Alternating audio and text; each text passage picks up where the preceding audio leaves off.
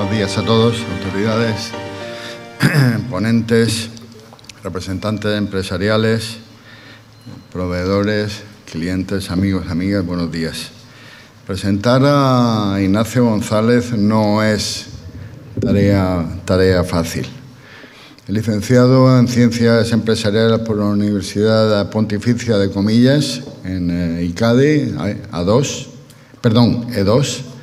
arranca su amplia carrera profesional en lo que en su momento fue Continente y posteriormente Carrefour, donde ha pasado por diferentes puestos directivos, llegando a formar parte del Comité Ejecutivo Mundial del Grupo Carrefour.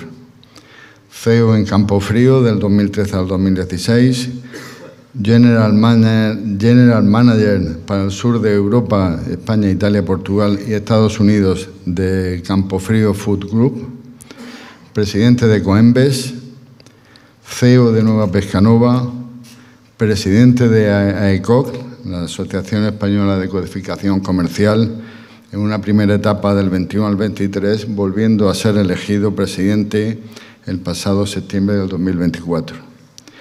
Miembro asesor y de consejos de administración de muchas empresas, entre ellas Brain & Company, Patatas Meléndez, KH Lloreda, Grupo Pascual y algunas más. Casado, padre de 5 hijos, le encanta viajar, apasionado del fútbol, concretamente del que es conocido como el mejor club del mundo, que disfruta del tiempo libre que le queda con su familia y amigos, que posee fuertes raíces familiares y lazos emocionales que le unen con Galicia, donde disfruta de sus vacaciones estivales en las Rías Bajas y ha disfrutado y disfruta antes de embarcarse incluso en lo que fue Nueva Pescanova. Como ve, una persona de amplio y profundo conocimiento del sector, siempre enfocado a las tendencias de consumo y a los consumidores. Muchas gracias por acompañarnos en esta jornada y espero que lo disfruten. Gracias.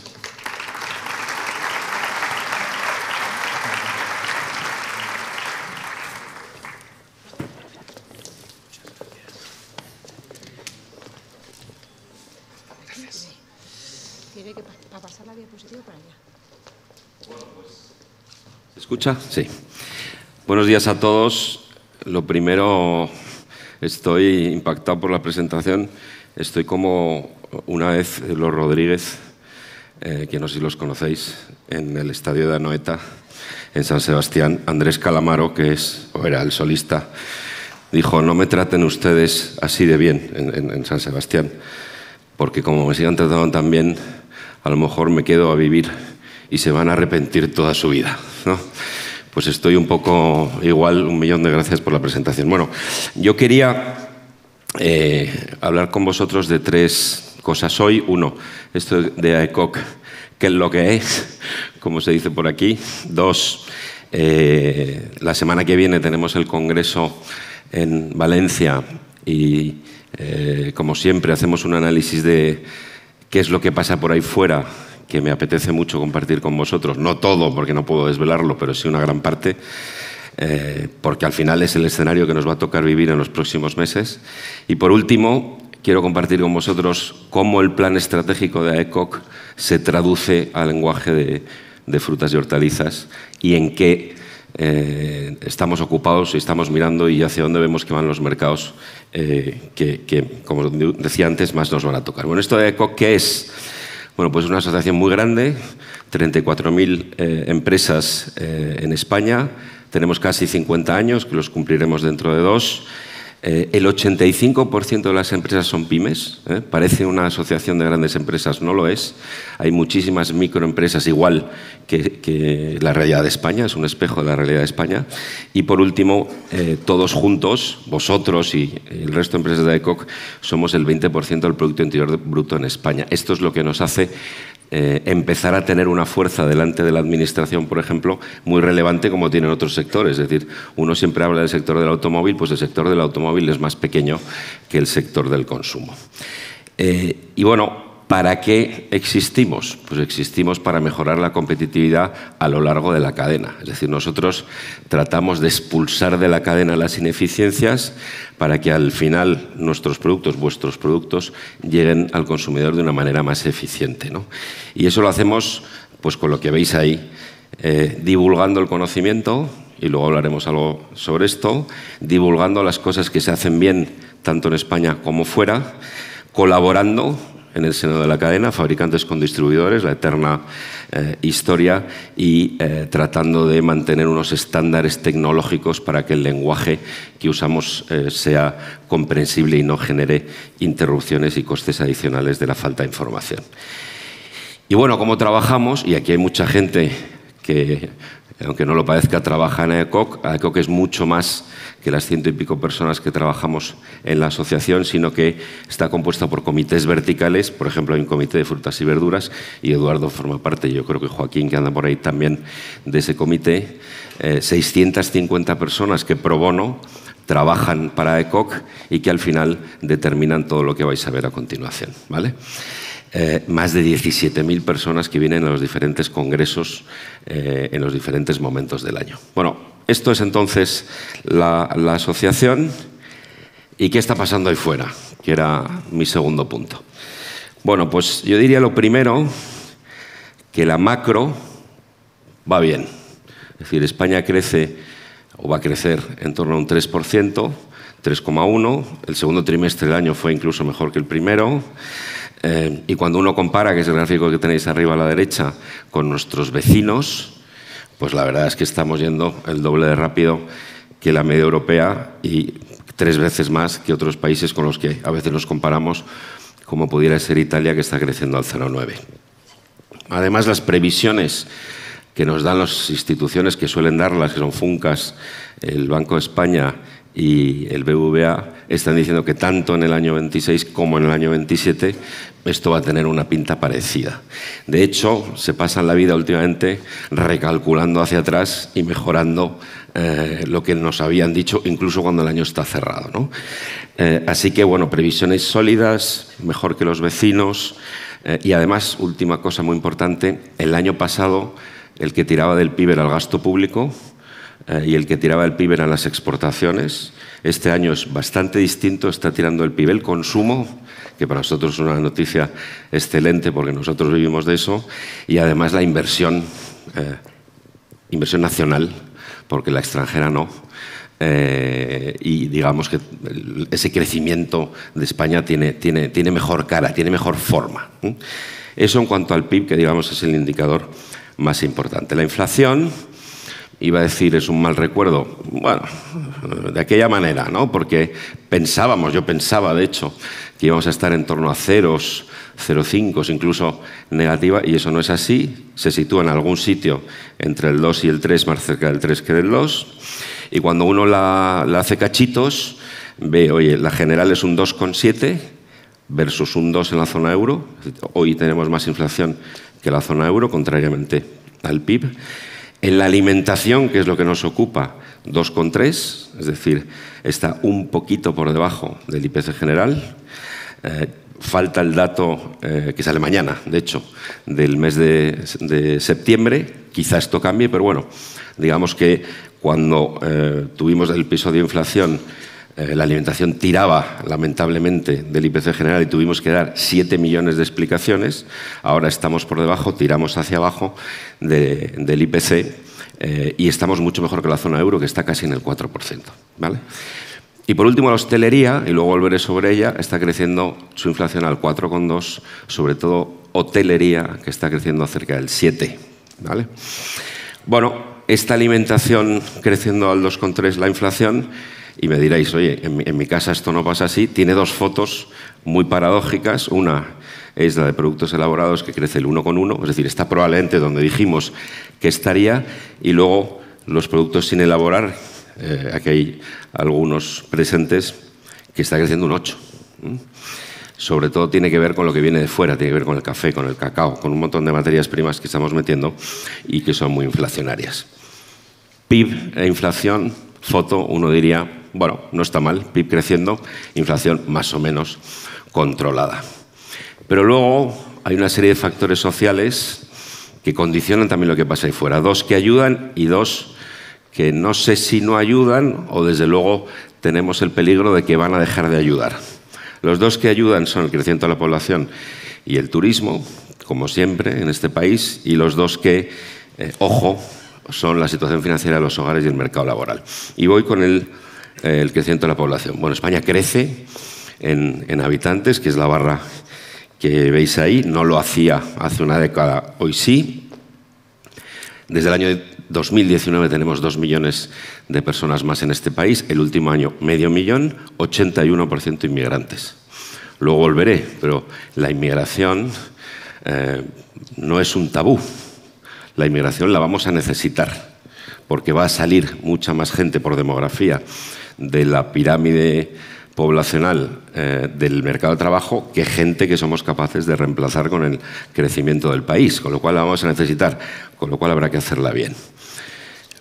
Además, si miráis el gráfico de la derecha, de todo lo que ha crecido el Producto Interior Bruto en los últimos 5 años, que son casi 10 puntos, la mitad viene porque somos más. Y la otra mitad es per cápita. Es decir, sin el crecimiento de la población, España no estaría en PIB lo bien que está. Segunda noticia positiva, el turismo. Hemos oído este verano, se acabó el turismo, ya no va a ser lo que era. Bueno, a ver, se ralentiza su crecimiento, pero sigue creciendo. De hecho, no llegaremos a la famosa cifra de 100 millones de turistas, pero sí a 97. Yo personalmente pienso que medir el éxito del turismo por el número de gente que entra es un error de primera división, porque veníamos en el coche viendo los que se ponen en la playa mirando al amanecer, ¿verdad? Yo no sé si esa gente gasta mucho. ¿Queremos de esos o queremos que vengan a un hotel y se gasten dinero? Con lo cual, para mí el gasto es una variable mucho más importante que tenéis ahí. 97 millones de visitantes, vamos a crecer un 6%, que es un gran crecimiento, y en 131.000 millones de euros, que es casi un 10%. Es decir, estamos mejorando el gasto por visitante, que era un pilar del plan turístico. Eso sí, la inflación le ha tocado fuerte. Como está soportando costes laborales, sobre todo, importantes y crecientes, eso lo que está haciendo es que estén metiéndose en unos precios que empiezan a ser peligrosos. Bien, insisto, 2 cosas que están ayudando. 2 cosas que no están todavía frenando, pero que sí son una gran amenaza. La primera es la situación financiera de los hogares. 5 o 6 cosas que os digo de esto. 1, cuando uno mira la renta bruta disponible que tiene la gente, es decir, la pasta que tiene en el bolsillo para ir a comprar lechugas, en el último año esa renta bruta disponible ha mejorado. Pero había sufrido tanto con la inflación que cuando uno mira para atrás estamos en la misma renta disponible que el año 2010. Que el año 2010, mientras Europa ha crecido 20% esa renta disponible. Es decir, la gente no está absolutamente feliz lanzada a consumir, porque todavía está pagando la factura de la inflación y su sueldo no fue tan rápido como la inflación, lo está empezando a ser ahora. Segundo aspecto, hay muchísimo ahorro en el mercado, 12% frente a normalmente hay un 7, un 7,5. Esto lo que te hace, bueno, es una potencial buena noticia, porque un día ese ahorro saldrá y la gente se lo gastará, pero hoy lo que te dice es, oye, la gente tiene miedo. Oye, cuando pones el telediario y escuchas, dices, oye, mejor me lo voy a quedar en el bolsillo, ¿vale? Tercero, la vivienda, que os voy a contar, un problema estructural, en especial para los jóvenes que no tienen acceso a la vivienda. España ya era un país donde la gente se va de casa 5 años más tarde que en Europa. Ahora 10 años más tarde que en Europa. Cuarta cosa, la deuda pública crece, ha crecido 500.000 millones en los últimos 5 años, una barbaridad. Cuando alguno la compara con el PIB, no estamos tan mal como está Francia, porque el PIB ha crecido mucho. Es decir, el denominador ha crecido y, por tanto, pero España es un país endeudado y, curiosamente, la deuda privada se contrae y estamos a nivel del año 2000. Puede que tenga que ver con el acceso a la vivienda. Es decir, oye, si no puedo tener una hipoteca, lo llevo al ahorro, que es lo que veíamos antes. Aumenta enormemente la recaudación del IRPF, nos digan lo que nos digan. En los últimos 5 años ha aumentado a ritmo de 8% anual. ¿vale? O sea, eso es casi un 50% más en los últimos 5 años. Y también las cotizaciones sociales fruto de la reforma de pensiones, es decir, ataca la renta disponible a través de los impuestos. Y por último, hay una bomba de relojería, un enorme problema de desigualdad generacional entre los jóvenes que hoy tienen un 35-40% menos de poder adquisitivo que hace 25 años y los mayores que tienen entre un 5 y un 10 más. Los jóvenes siempre ha sido así, ¿no? Pagan las pensiones, pero hoy lo pagan de manera exagerada y es mejor ser pensionista que ser joven. Y esto es potencialmente una bomba de relojería, porque nosotros necesitamos vivir, yo el primero y vosotros también, de la gente que entre al mercado laboral. Con lo cual veis, situación financiera de los hogares, uno puede decir, pues fenomenal, porque el consumo va muy bien, estamos creciendo un 4%. Sí, pero cuidado, porque hay cosas latentes que pueden ser potencialmente peligrosas. Y el otro, que es mi favorito, es el mercado laboral. Maravilloso cuando uno pone el telediario. 22 millones de personas ocupadas, la tasa de paro 10,3 más baja de los últimos 15 años. Ya, pero esa que es la más baja de los últimos 15 años sigue siendo la más alta de toda Europa y de la OCDE. Además, el paro juvenil sigue estando cerca del 30%, es decir, aquellos que están perdiendo poder adquisitivo que veíais encima son los más impactados por el paro, con salarios bajos y con ese desajuste entre oferta y demanda que hace que con un 10% de paro no encontréis transportistas, no encontréis gente de mantenimiento para las fábricas o no encontréis especialistas en inteligencia artificial. Con lo cual, y este es mi punto de vista, España necesita trabajar en 4 cosas en el mercado laboral, que obviamente son mucho más complejas que reducir la jornada laboral 2 horas o que un permiso de 10 días cuando se muere un familiar directo, porque problemas complejos necesitan soluciones complejas y no es posible hacerlo con soluciones tan sencillas, ¿no? 4 cosas. 1. Aquí trabaja poca gente. Parece un chiste, pero solamente el 59% de la población activa trabaja en este país, cuando en Europa la media es un 76%. Tienes un montón de, además, paro de larga duración, de gente que dice con 55 años estoy en paro y sé que no voy a encontrar nada. Deberíamos de revisitarnos nuestra visión de esa generación que tiene un talento enorme y que tiene un impacto de paro muy fuerte. Segundo, mejorar la cualificación de los trabajadores. En España, solamente el 55% de la gente tiene o formación profesional, que es un 10, o universitaria, que es un 45%. Lo comparas con Europa, estamos en 80-75%. Tercero, tema eterno. España es un país poco productivo, poco productivo. La única excepción, vosotros.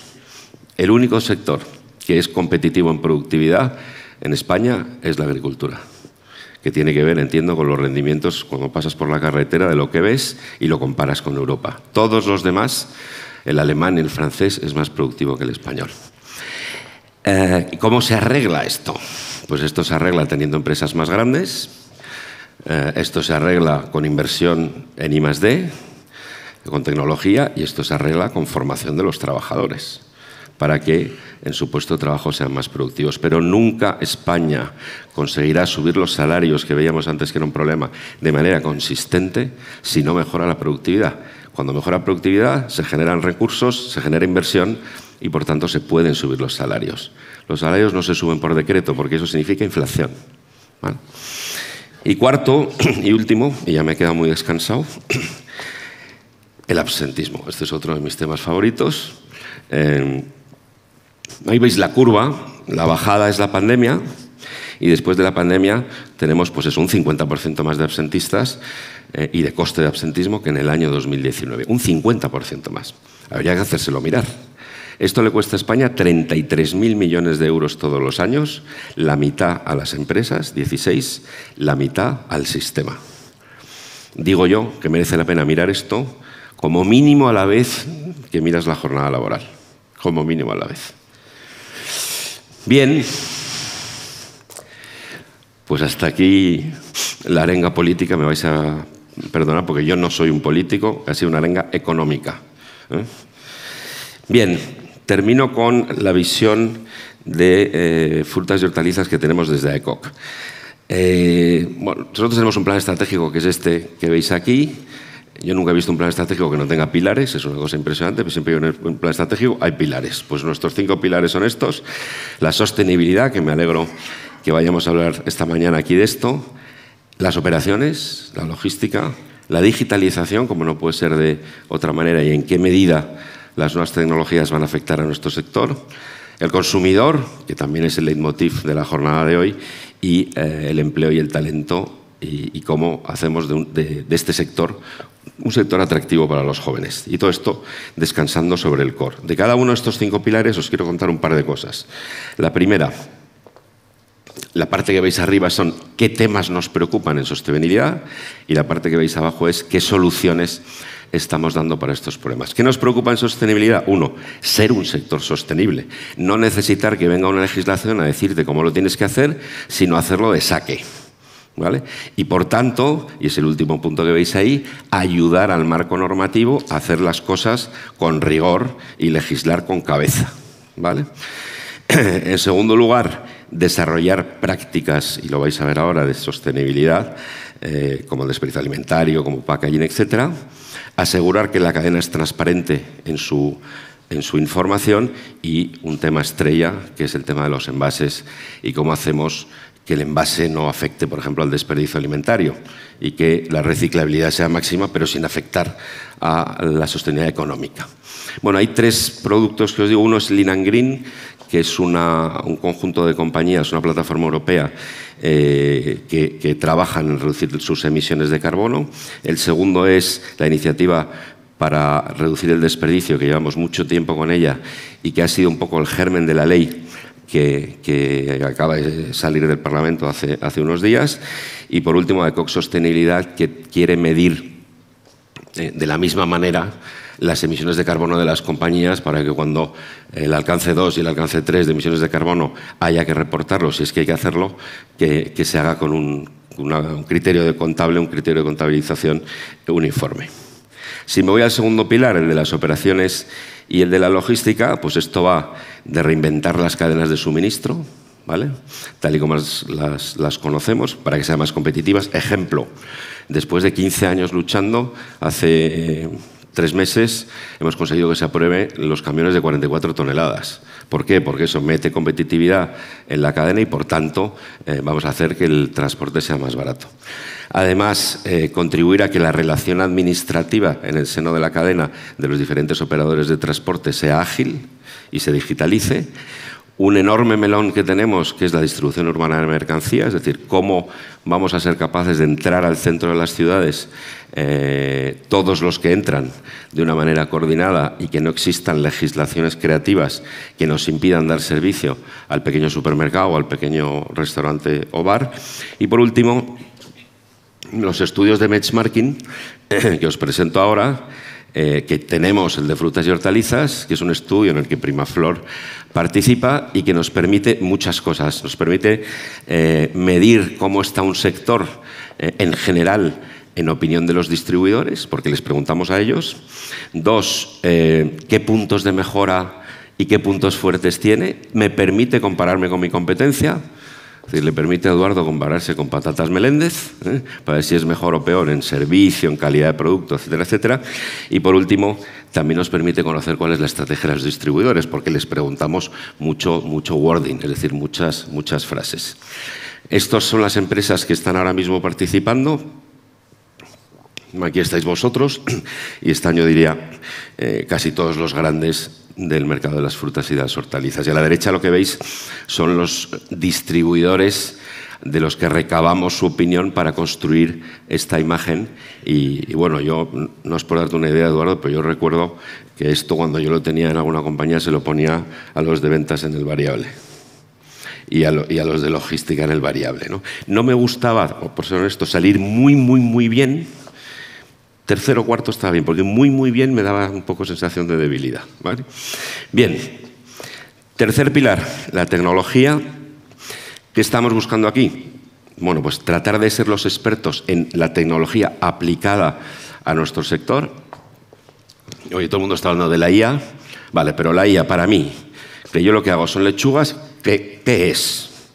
¿En qué caso práctico yo puedo usar y qué tengo que cambiar para adaptar la IA a mis procesos en mi compañía? Además, la digitalización completa, como veíamos antes, los documentos de transporte y también del order to cash. Generar confianza en el consumidor de que lo que está comprando, da igual donde lo compre, tiene una calidad y una cantidad de información que es la correcta siempre. Y por último, la ciberseguridad, que hemos empezado hace un par de años, porque sabéis que aquí el problema no es si nos van a atacar o no, sino cuándo, ¿no? Entonces aquí la resistencia que normalmente tenemos, estamos empezando a vencerla, que es que la gente que ha sufrido ciberataques lo cuente, ¿vale? Y tenemos un par de casos muy buenos que estamos empezando a compartir para que se creen esas barreras de ciberseguridad. Bueno, aquí tenemos a EcoKEDI, una herramienta que conocéis hace mucho tiempo, sobre todo orientada a que las pymes utilicen EDI, y a ECOC Activate, que es la herramienta de creación y gestión de códigos de barras. Cuarto pilar, el consumidor. ¿Qué buscamos aquí? Uno, que fabricantes y distribuidores colaboren para que la experiencia del consumidor sea la mejor posible. Dos, somos un gran hub de conocimiento de retail, es decir, tenemos una base de datos, una información muy buena para fabricantes del retail en España. Oye, yo quiero conocer en profundidad Lidl o Mercadona o Carrefour. Tenemos un equipo que se ocupa solamente de eso y también de fuera. Oye, me quiero exportar a Inglaterra. Aparte de organizar viajes allí, conocemos muy bien esa red para ayudar a la exportación de nuestros asociados. Y luego, ser el punto de encuentro de conocimiento y de buenas prácticas en torno al consumidor. En este sentido, y en el mercado de frutas y hortalizas, desde el año 23 hacemos con ShopperView un estudio de consumidor. Yo creo que viene muy al caso de hoy y pega mucho lo que estamos hablando hoy, porque este año que hemos hecho la tercera edición lo hemos concentrado además en la generación Z, que siempre hemos dicho, los jóvenes no comen frutas y hortalizas, ¿no? ¿Y por qué? Los tíos o las tías.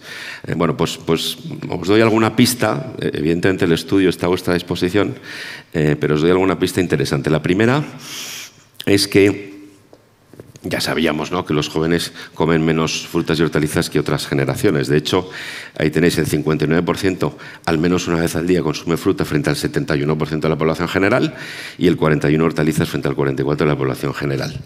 Y con verbatims, que espero que funcione el vídeo, como este.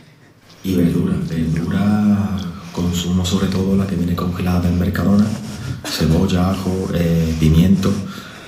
Pero claro, con mi dieta que consumo día a día es pollo con arroz o macarrones, atún, es verdad que consumo bastante poca. Mucho ánimo, porque la verdad que tenemos trabajo. La buena noticia es que en el ciclo vital del consumidor va cambiando esa actitud para con las frutas y verduras, ¿no? Y cuando es joven y está en familia tiene más consumo, probablemente porque la madre o el padre le dice, pues hoy brócoli, ¿no? Luego, cuando sale tarde, como vimos antes, de casa, baja mucho, pero luego vuelve a recuperar un poco en la madurez ese consumo, yo creo, por una sensación y una conciencia de tengo que comer bien, ¿no? Como este ejemplo que tenemos aquí. Pues una vez que creces, en mi caso por lo menos, soy más consciente de ello y me preparo yo más comidas, hago más compras. Entonces, el consumo de frutas y hortalizas ha incrementado muchísimo. Bien, mejores noticias, ¿no? De hecho, aunque, como veíamos antes, consumen menos que la media, lo que están diciendo es que están consumiendo más que antes. O al menos su conciencia es que están consumiendo ellos más que antes, tanto en frutas 47 frente a 35 y de la población general, y hortalizas 39 frente a 33 de la población general. A la pregunta, ¿consumes más que el año pasado? Sí, consumo más que el año pasado, ¿vale? Bueno, y por último, básicamente son productos anclados en el almuerzo y en la cena. ¿Y qué comen? Bueno, patatas, tomates, lechugas, gracias a Dios, judías, brócoli. ¿Y cómo? Rara vez solo. sino a veces camuflado, que si un pisto, que si una ensalada, que si la salsa de pesto de la pasta del que veíamos antes, ¿eh? Y dejarme terminar con estos dos verbatins. Me preparo y llego al trabajo, pues suelo comer tempranito. Y pues hoy, por ejemplo, estoy haciendo un pisto con un huevo que se está preparando ahora mismo. Que tiene un pintón el pisto. O este un poco más complicado. Realmente no me gusta, no es que no me guste, es que prefiero comerme pues la verdura metida en una salsa o en la pasta antes que la propia verdura entera. ¿Lo veis? O sea, camuflada más que un plato que sea pura verdura al desnudo. Bien, último pilar, empleo y talento. Esto tiene que ver con que tengamos los perfiles necesarios para desarrollar el trabajo que tenemos que hacer, pero todavía más importante, que seamos un sector sexy para los jóvenes. Que cuando salen de la universidad o del FP o cuando buscan un trabajo, no digan, oye, si yo quiero trabajar en digitalización, solo está Google. Bueno, pues no. En retail y en la fabricación también se digitaliza y también se hace inteligencia artificial. Y por último, temas de diversidad, que os anuncio que no somos un sector modélico en temas de diversidad y hay un montón de trabajo por hacer. No solamente de género, que también, sino de todo tipo. Y aquí me gustaría compartir con vosotros el trabajo que estamos haciendo con las universidades. Una vez al año hacemos esto que veis aquí, que es el Summer Camp, donde las empresas van con sus stands, y os animo a que vayáis, y de muchas universidades de España vienen estudiantes en último curso que están buscando trabajo y nos conocemos. Es como un pedazo de first dates entre universitarios y empresas, y os garantizo, el año pasado teníamos como 50 y tantas, no tienen ni idea de lo que es el gran consumo, pero ni idea.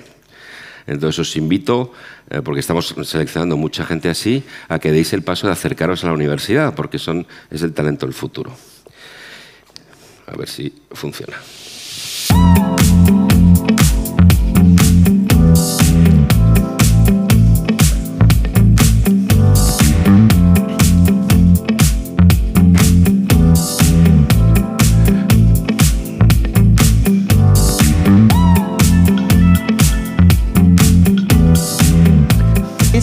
Un escaparate súper importante el Summer Camp, ya que damos a conocer pues todas las oportunidades laborales que tenemos dentro de nuestro programa. Ver qué es lo que están demandando, ver lo que podemos ofrecer y, como dicen ahora, hacer match, ¿no? Nos viene muy bien la mente nueva, la mente joven, nuevos talentos con ideas nuevas. Sobre todo me puede aportar conocimientos sobre este sector que muchas veces es un desconocido. Me parece que es de las mejores oportunidades para tener un primer contacto, saber ellos qué buscan, qué podemos nosotros aportar, cómo nos debemos de formar, qué oportunidades nos dan.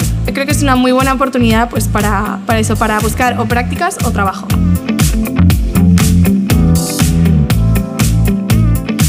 Una oportunidad genial para poder terminar mi vida académica y enlazarla sobre todo con el primer contacto en cuanto a vida laboral. Conoces a un montón de gente de perfiles súper diversos y tienes la oportunidad de hablar con responsables de recursos humanos de un montón de empresas del gran consumo que te dan consejos para tu futuro profesional.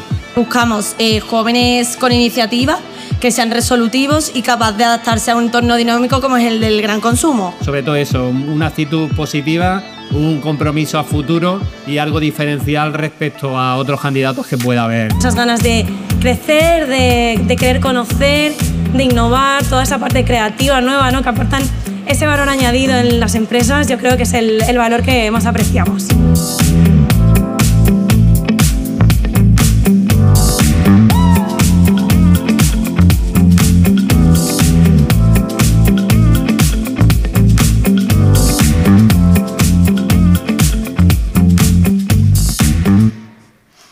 Bueno, he venido un poco arriba, no eran 57 empresas, eran 27, pero son muchas en cualquier caso. Bueno, les ponemos casos, les hacemos trabajar, ¿vale? Y como digo, hay mucha selección ahí. Y otras cosas que, bueno, yo he sufrido en mis propias carnes, el Talent Session Kilómetro Cero, que es algo muy curioso, que además Primaflor ha participado, que es, oye, si tú eres un estudiante de Almería o de Murcia, no necesitas irte a Madrid o a Barcelona para hacer marketing o para estar en una compañía de gran consumo puntera. Las tienes al lado de tu casa. No te mudes. A mí me pasaba en Vigo esto. No te vayas a Danone, que está en Barcelona lleno además de gente del Barça. Es absurdo. Quédate aquí, que yo soy, ya lo hemos dicho, y que vas a vivir mejor, ¿no? Parece una tontería, pero decirle a los universitarios que tienes la posibilidad de desarrollar tu carrera en tu casa, en España, es muy importante porque parece que todo está o en Madrid o en Barcelona. Aquí, como digo, Primaflor participó con su director de Recursos Humanos, que está ahí en la foto, y que la verdad ya estáis subidos a este carro. Bueno, abajo del todo, y ya estoy terminando, el refuerzo del core con el socio en el centro. ¿Aquí qué hacemos? Bueno, tratamos de poner en valor el sector, honestamente. De que cuando el legislador legisla la distribución urbana de mercancías, estar allí para decir, oye, yo conozco las ciudades, conozco cómo reparten los cerveceros, conozco cómo reparte Amazon, déjame ayudarte a diseñar las zonas de carga y descarga. O, por ejemplo, la unidad de acción, cuando nos acusan, como nos acusaron, de ser los causantes de la inflación, con palabras mucho más fuertes de las que yo estoy usando, oye, que no, nos ponemos todos juntos porque tenemos la fuerza de hacerlo, y decimos, no, esto viene de otro sitio, ni el agricultor está forrándose, ni la distribución está forrándose, ni el transportista, ni el fabricante. Pero es muy importante alzar esa voz, como decía, juntos. Y por supuestísimo, imaginaros las empresas grandes, lo rápido que son capaces de adaptar estas tecnologías, imaginaros las pymes. O sea, las pymes necesitan un asesoramiento cercano para no perder muchos de estos trenes. Hay un tren que me apetecía compartir con vosotros, que es lo que hemos llamado nosotros la segunda revolución del retail moderno. Nosotros nacimos con el código de barras y lo que estamos viendo es evolucionar el código de barras hacia el QR de una manera muy clara. Yo creo que es lo único bueno que nos ha dejado la pandemia, que la gente se ha acostumbrado a leer los QRs en un montón de sitios, ¿no? En restaurantes, por la calle, en un montón de sitios. Y el QR, al que llamamos la etiqueta ampliada, tiene dos funciones. Una para la gestión del retail, de trazabilidad, de caducidad, de un montón de cosas aguas arriba que le pueden servir para gestionar mejor su stock y su surtido. Y dos, para comunicarme con el consumidor, ¿vale? Y decirle cosas al consumidor que muchas veces no caben en la etiqueta. Aquí también el legislador de vez en cuando tiene ideas brillantes. Oye, ¿por qué no pones Braille? En el fenomenal, ¿no? El porcentaje de invidentes que hay en España es pequeño, pero además los invidentes que saben leer Braille es todavía más pequeño, con lo cual vamos a cambiar todas las etiquetas de todos los productos de un supermercado por el 0,025% de la población. Con todo mi cariño, no, porque tienes la solución del QR, ellos tienen una aplicación que lee el QR desde muchísima distancia y con mucha perfección y lo convierte en audio. Bueno, pues esta es la solución, mucho más que empezar a meter cosas en el packaging. Digo lo del Braille porque es muy notorio, pero hay muchísimas más cosas. Imaginaros, por ejemplo, las lenguas del Estado. Catalán, euskera, y cuando uno empieza así, acaba en el bable y en el andaluz, ¿vale? Entonces, todas esas soluciones van a venir por aquí. Y este es el ejemplo de Primaflor. Podéis escanear el QR, pero pone lo que está en el slide, donde os animo en todos vuestros productos a empezar a usar esto para esos dos motivos, para comunicaros con el consumidor y para gestionar el producto. Bien, termino con un mensaje publicitario. En el mes de mayo, el equivalente al Congreso Gran Consumo que tenemos la semana que viene es el Congreso de Frutas y Verduras, que siempre es en Valencia. Yo sé que hay mucha gente aquí que ya va, pero es el segundo congreso más grande que tenemos después del de Gran Consumo, en torno a 1000 personas más o menos, y yo creo que es el foro donde se conoce lo que le pasa al sector, se intercambia con distribuidores y fabricantes y se conecta, que al final es la razón por la cual nosotros existimos, ¿no? Así que os dejo con este vídeo.